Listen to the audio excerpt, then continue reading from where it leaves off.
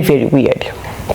Nakuriye muri famille gusohoka saa 12 z'umugoroba, kuba wava mu rugo cyangwa wasohoka mu nzu, it was taboo.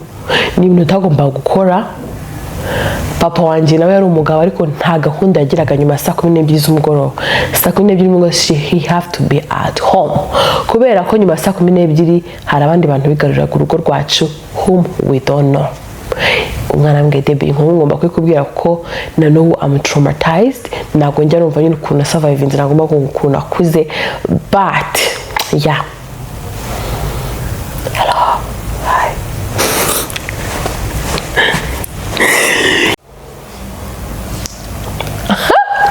Hi guys, how are you doing? I hope you're doing fine.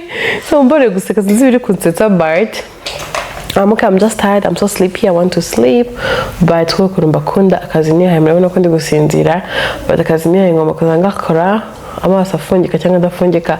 We must do it. We are going to give stories. Pam pam pam pam. Story every time. So, how are you? Did you subscribe? Did you tell your mother that Debbie she's on YouTube? Wabwiye mama yuko ndi kuri YouTube cyangwa nagura bimubwira. Bro, tell bandu muhamagare. Murako mamagara umwe. Anyway guys, ubu gushaka courage ko mfite ibitotsi pe nazibuze. Anyway, guys, mbazani inkuru yandi yakumuriro yandi tebwo bandi imeze kuntu. Guys, sit down and make sure amatara kwaka, make sure ni kumanywa, make sure naguri kuyana ninjoro, make sure ko uri kumwe n'umuntu, make sure ko ufite Bibiliya iruhande rwawe, because the story I'm going to give you is fire. Please, I cast every bad energy from this story. Kubange kwibwira abantu, I cast every bad energy from it. Let it stay the other side. Let me be okay. Okay. Guys, I still remember mambwira ngumva mfite ubwoba ngumva ndahamutse. There is the story I said last week. You mama, because her best friend died, and now you remember the story. Abantu barebye nkuru. Hello. Abantu turayireba muze muneni. The story is scary, eh? Very very scary. Hello. Yeah. So guys, umwana nyine cyangwa Debbie mvuka Kigali bisanzwe nkuko natwe tuhavuka, ngira ngo mvuka Kigali ngiye mvuka Cyangugu, but niko yavuze. Yeah. So nkabona kuri navukiye muri famille twishoboye, but the family I was born into ni za famille cyangwa ni ibintu bamva bitabaho, ni ibintu bamva bidashobora kubaho, ni ibintu bamva nyine actually for me ngiye ibintu yambwiye numvishe narabirije muri film y'aba Nigeria. Sinzi mba nafashe film y'aba Nigeria akayiterura akayimpereza, ibyo bintu koko byarabaye, but ngende babwira ko yabimbwiye. Then guys, nibirangira muzambwire muzambwize ukuri. You guys will tell me, did you think this happened or not? But this girl told me it happened. Yeah, story time. Umwana mbwiye ati rero Debbie navukiye muri famille bisanzwe nkibigize ngende umwana wa gatatu mu rugo, ndakura nk'ibisanzwe, nkurira muri famille iri weird, like very very weird.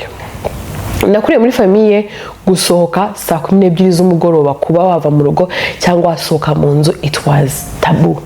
Ni ibintu utagomba gukora. Papa wanjye nawe yari umugabo ariko nta gahunda yagiraga nyuma saa 12 z'umugoroba.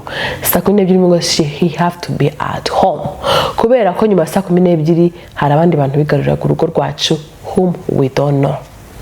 Umwana mbwe Debbie inkuru ngomba kwikubwira ko na n'ubu I'm traumatized, ntabwo njya numva nyine ukuntu survive nagomba ukuntu akuze, but yeah. Hello. Hi.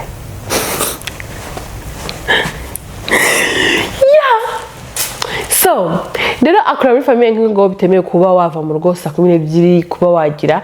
Papa wawe yarakubwira ati niba umaze gukura, n'abakuru bari babizi, niba umaze gukura ukaba kumva ko kugera saa 12 mu rugo you are not doing it, please go away, leave, va mu rugo ufate inzira ugende.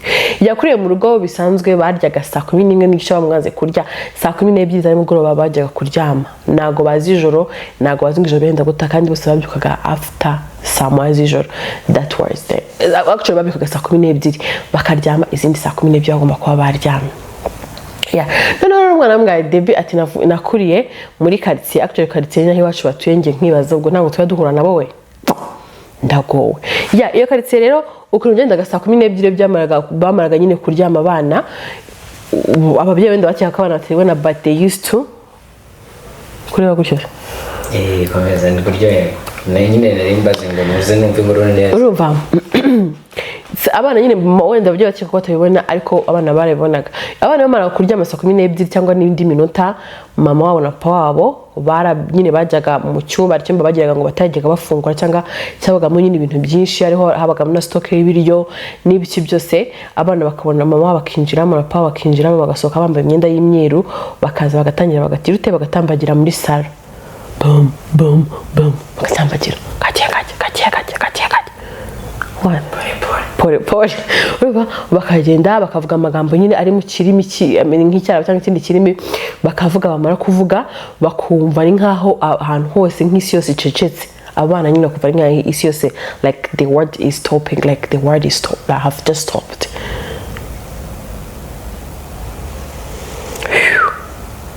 banza bakajya bakumva hanze abantu batangiye kugenda bumvaga nkaho kundi abantu nk'ijana na 50 cyangwa 150 batangiye kuzenguruka inzu bakazenguruka bagazoka nk'inshuro nka 7 bazungukaga nk'inshuro 6 bamara gusenguruka inshuro nk'esheshatu ukumva bameze nkaho bari gukina nyine bameze nka haza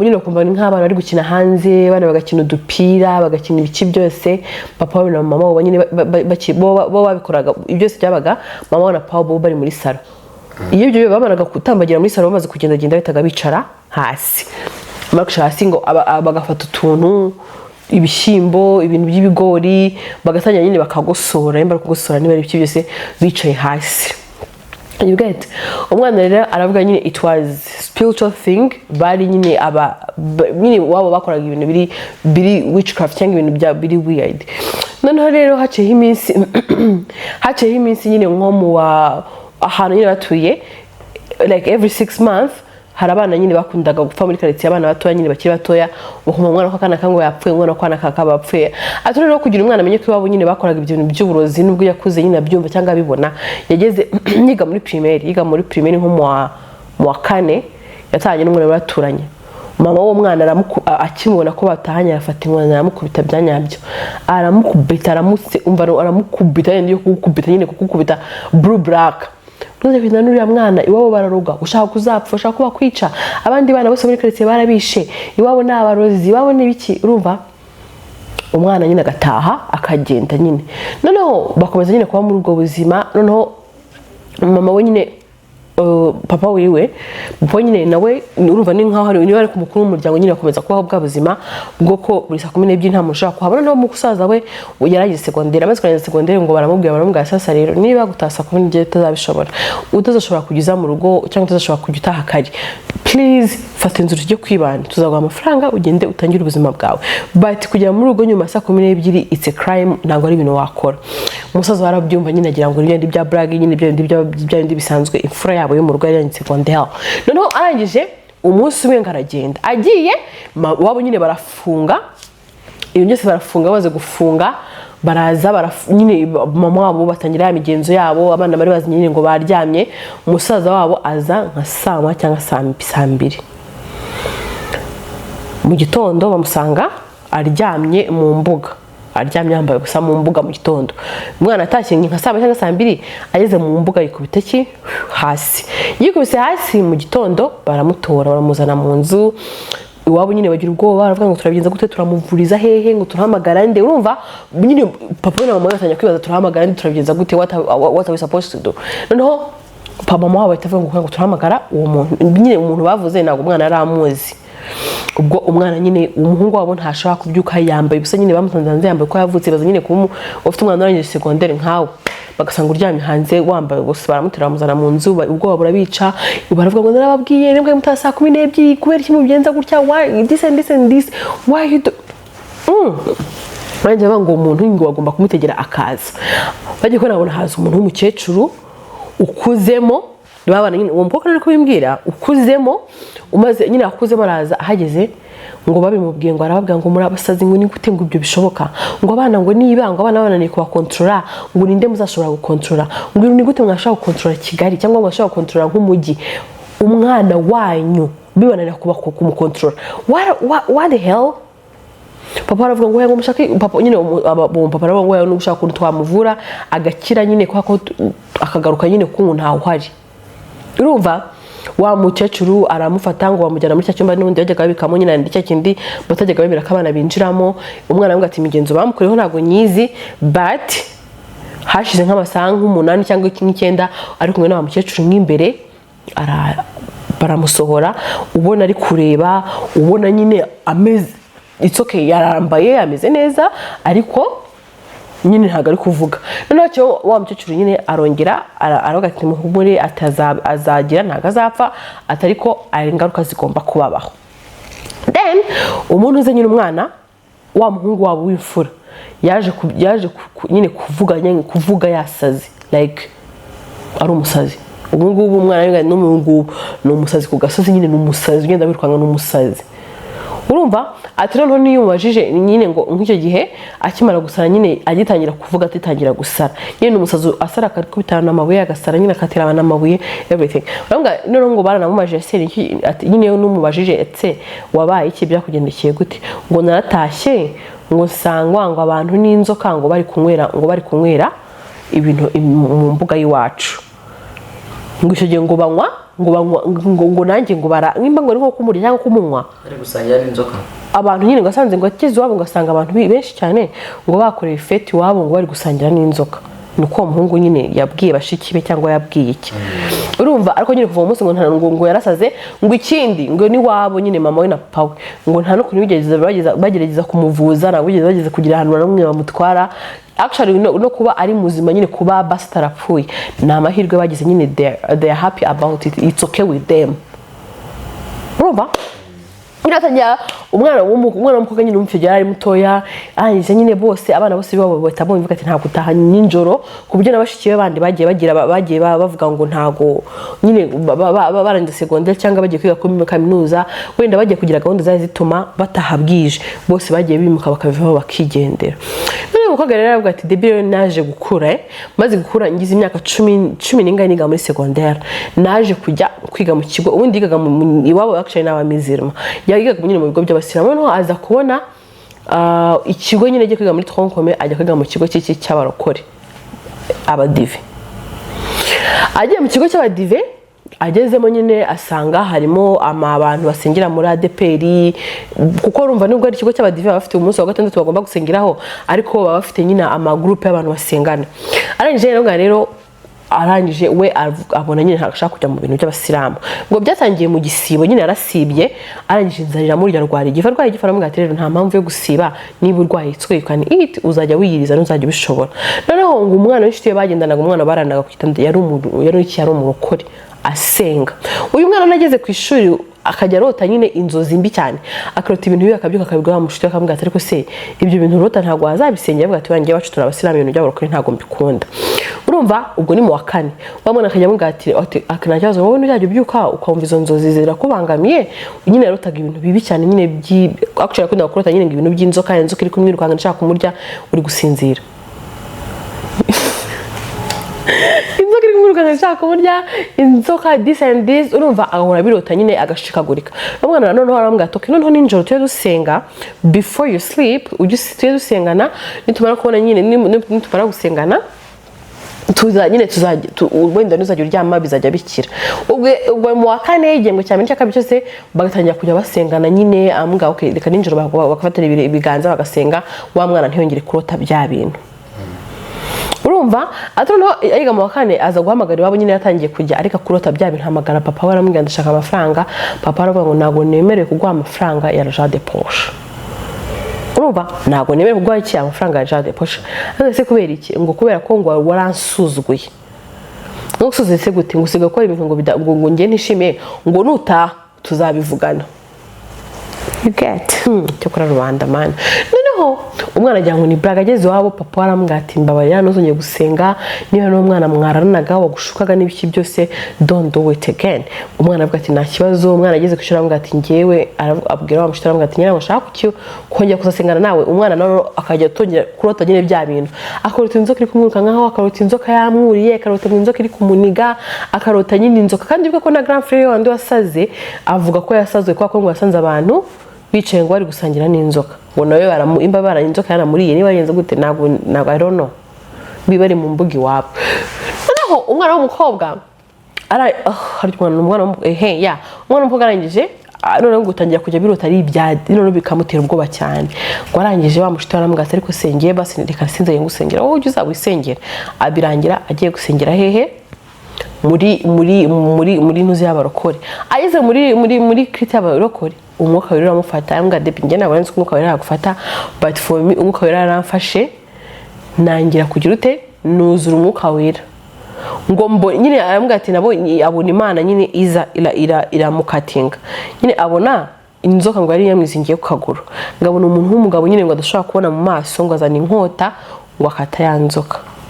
Ya nzoka ngo yiruka yinjira mu mbuga y'iwabo nyine handi wabo.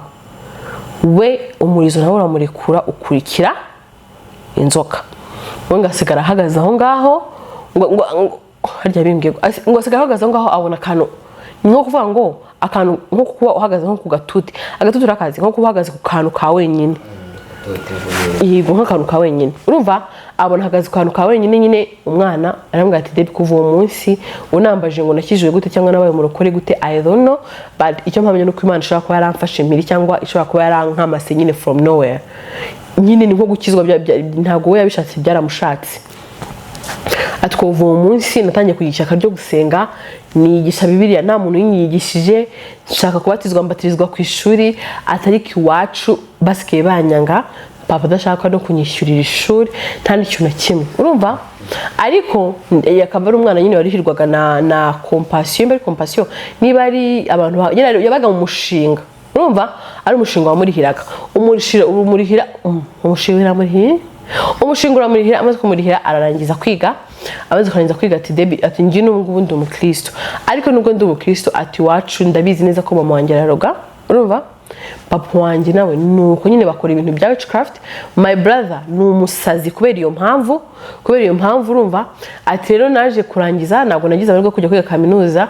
Ati ahubwo nyine nagiye nisanze mu rusengero na nyine ndakizwa nkajya ntangira kubwiriza n'ibiki byose until murumuna we mutoya nyine umukurikira. Yambwiye murumuna we mutoya umukurikira agiye gushaka umugabo. Azana umuhungu iwabo baramwanga. Baravuga ngo ntabwo twamwemera ngo kubera ko ngo ntago ngo ahuje n'ibyifuzo byabo. Ngo uyu nguyu ngo ahita abaza baravuga ati nagaruka byifuje n'ibyifuzo bye cyangwa ntagaruka ahuje n'inzoka mukorera. Urumva iwabo baramutwara ngo tuzaguca muri muryango twe nta nzoka dukorera biki n'ibiki.